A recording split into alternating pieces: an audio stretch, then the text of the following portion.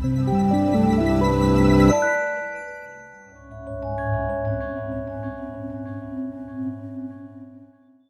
today we're going to be talking about merging and reshaping data, and we're going to go through a couple examples of how we can do this, and eventually we're going to make a graph out of it. So we have to first start with the basic things that you always have to do whenever you use R. So first, that would be setting our working directory.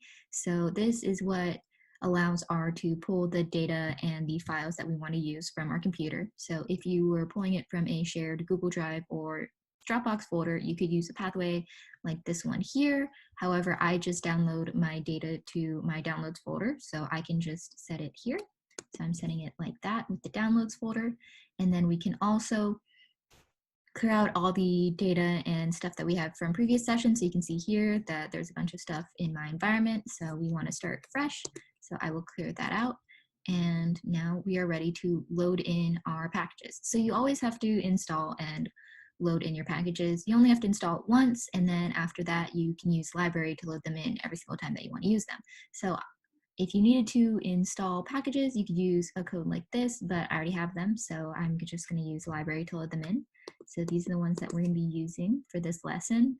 And now that I have them loaded in, we can start with our example. So first we want to load in our data set that we're going to use. And if you were pulling your data set from a shared folder, you could use a pathway like this. But again, mine is just on my computer, so I just need to put the title. So we're going to be loading in this data set and calling it WDI.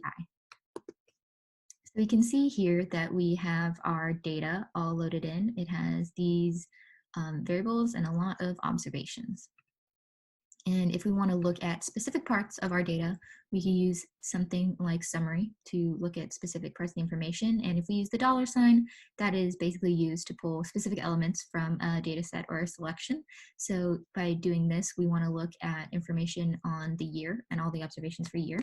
So we can see our information all down here. And now we want to load in a second data set from the correlates of war. So we're going to do the same thing. We're going to call it cow, short for correlates of war. And we have that data set loaded in now. And we can take a look at it if we wanted to. And now we can also look at the year information. Same thing, same code. And it will give us our information down here. So now let's say we want to look at military expenditures.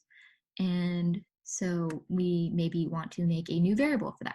So we can see here that we already have these variables, but we want to create a new one called just milx, which will be milx GDP times GDP. This is how we would do it. So we will be assigning this to the WDI dataset, which is basically just going to override that dataset with our new updated one, so we don't have a million. And we're going to be piping the dataset just to attach it to whatever we're doing down here. And mutate will allow us to effectively create a new variable. So we see here that we have 5 variables. Once you create this, we're going to have a 6th. So we're going to be calling it milx, and it will be made up of milx GDP and GDP. So if we run that, we can see it has given us a new variable, and we can take a look at it if we want. We can see the observations down here. So now let's put that on the side for a second. And if we're thinking about merging data, we could, in principle, use cbind and rbind functions, which are combining by columns and combining by rows. So if we want to test this out and do a little practice with it, we can first create 2 test vectors, vec1 and vec2. Each are made up of 3 observations, 1, 2, 3, and A, B, and C.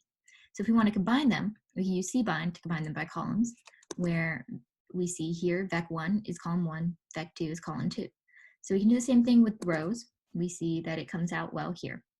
However, this is very particular because you have to have the same number of observations for each of them. So we see it worked out because each have 3, and that was even and that worked out.